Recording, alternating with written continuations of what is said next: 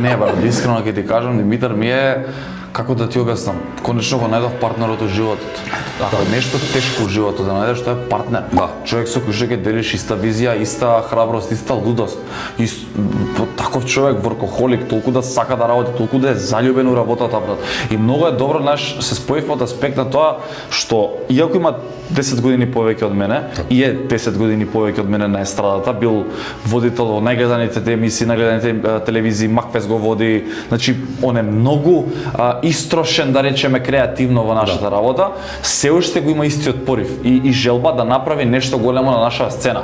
И реално ние почињаме лани кога јас сум во реален проблем од гивавеот, заглавен до гуша. Тука беше проблем. Да, треба да дам стан, значи немам пари да направам евент, не знам како ќе го направам евентот, а сакам да направам нешто големо, луѓето очекуваат, луѓето не знаат во позадина што се случува. И ја му сам на Димитар му викам, брат, имаш агенција 15-16 години, не знам колку му е, да не сгрешам, многу години му е, над 10 години. Имаш таму 10-15 вработени. Ема му е партнерка феноменална жена. Искуство имате многу. Помогни ми годинава, пари немам. Дај да го направиме заедно настанов. Јас ќе инвестирам се што имам за да се заврши. Ако се поминеме добро, мене ми треба партнер во ова. Сакам да го правиме заедно. Брат, не помина една минута. Што треба седнува и почињаме. И ние така го правиме првата година Лазаров Awards. Втората година Лазаров Awards веќе го справивме од октомври.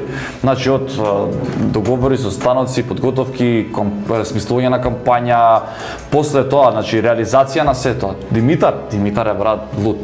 Лудо позитивен, лудо квалитетен, брат. Брат се гледа, значи дека сте да, не, и добри сте, брат, има таа хемија позитивна зборам каде што не треба два пати да се каже. Он е фамилиарен човек, неговата сопруга Сара Мейс исто исклучителна жена, брат. Нема коментар. Кирил или на дечињава му се феноменални во принцип, брат, искрено. Не сум го кажала, меѓутоа јас во него гледам еден вид на идол, затоа што денеска да ние можеме, брат, да идолизираме луѓе популарни од светот и да сакаме да бидеме како Двејн Џонсон или сакаме да бидеме како Бред Пит или сакаме да бидеме како не знам било кој од Елон Маск, бла бла бла, фудбалери. Така. И дај да идолизираме луѓе кои што се блиску до нас, брат. Луѓе кои што работат од 7 до 7, а имаат две деца, имаат жена, зборам сега за машки. Дај да идолизираме жени кои што работат две работи за да ги прехранат дома двете деца. И плюс децата, обврските со децата.